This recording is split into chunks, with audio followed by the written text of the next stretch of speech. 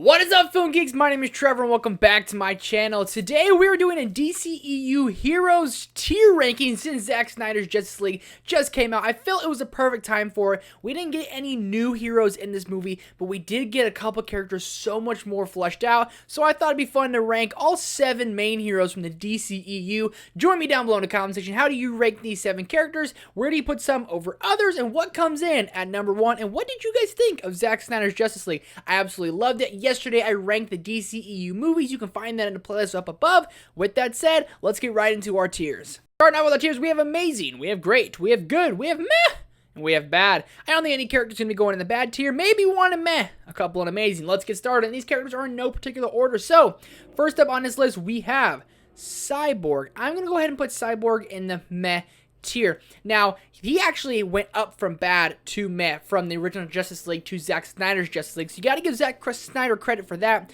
But Cyborg was the one character throughout the film that I wish we saw less of. And my least favorite chapter in Zack Snyder's Justice League is Chapter 3, which focuses primarily on Cyborg. Now, I'm not saying he's not a powerful character because he is. Just one I never resonated with. And even though we got a lot more of him in Zack Snyder's Justice League, I still didn't resonate with him as much as I wanted to. And not really anywhere close to anyone else on this list. Speaking of other characters we got fleshed out in Zack Snyder's Justice League, the Flash. Flash is going to go in the good tier. And before Zack Snyder's Justice League, Flash would have probably been a mess. So both these guys went up a tier, which I think is pretty dang cool.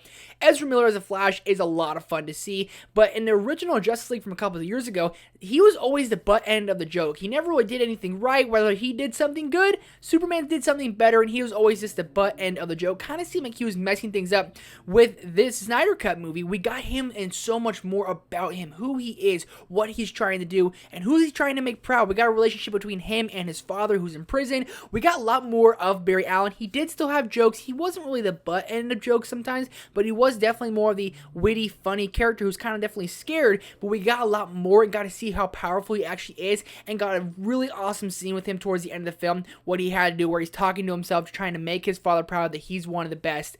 It's super duper awesome, a very epic scene that's trending on Twitter right now. Flash went from a meh character to a good character, and by the time we do another one of these rankings in a couple months, he might even be a great character. Moving on to Shazam! Shazam, I'm going to put Shazam in the great tier, mainly because of Zachary Levi, man. I mean, this guy plays his character so well, but Zachary Levi aside, this character is really, really awesome because you're seeing a kid get superpowers. And not only a kid, you're seeing an orphan grow up to get superpowers. The young kid of Billy, who's like in middle school, high school, and those weird in-between years, we don't really know who you are yet, gets to grow up and get superpowers and has to fight villains. Zachary Levi, again, is very great as his character, but the character of Shazam is so awesome because he's not going to be the best superhero out there because he's technically a kid in an adult's body, and that's something that works extremely well.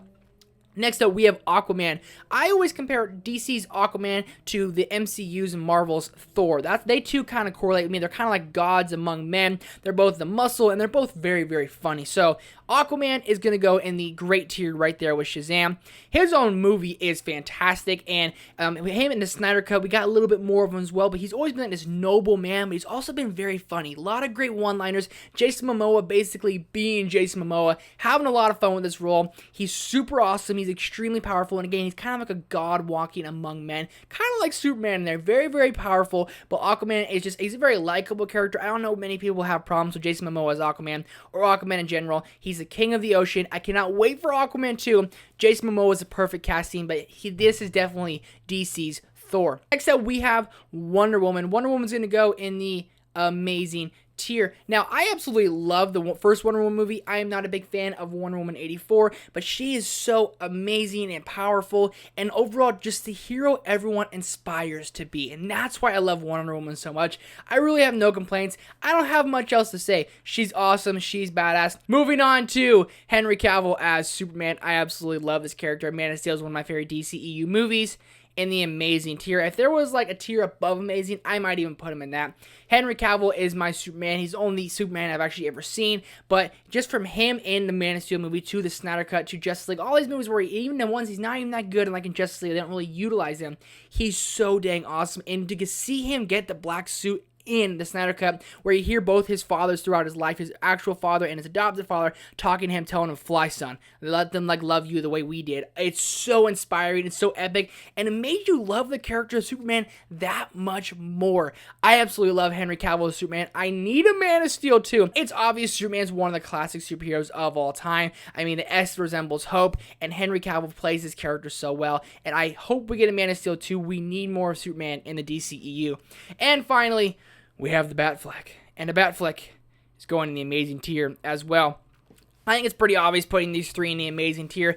I think Batfleck is my favorite character inside the DCEU. He's actually my favorite Batman. He's the one in charge of getting the team together, uniting everyone to go and fight the greater good, which is awesome. And him and Henry Cavill in BVS is so awesome. He has an amazing line, "Tell me, do you believe?" This version of Batman is so much darker and kind of grittier than we were expecting, and I love that. I love what they did with this, because we've seen Batman so many times before. What could they do differently with this one? And the Batfleck was born. I hope we get to see him again. I don't think we're going to be able to, but if we get to see the Batfleck again in DCEU, this will be one happy camper. How does your guys' ranking compare? You can do 1 through 7, or you guys can put them in tiers down below in the comment section. Let me know. That'll be a lot of fun to talk about. Come by tomorrow. We will be having a DCEU villains tier list. I'm very, very excited about it. Thank you guys so much for watching. Hit that thumbs up button for me. Hit that subscribe button for me. I'll see you next time.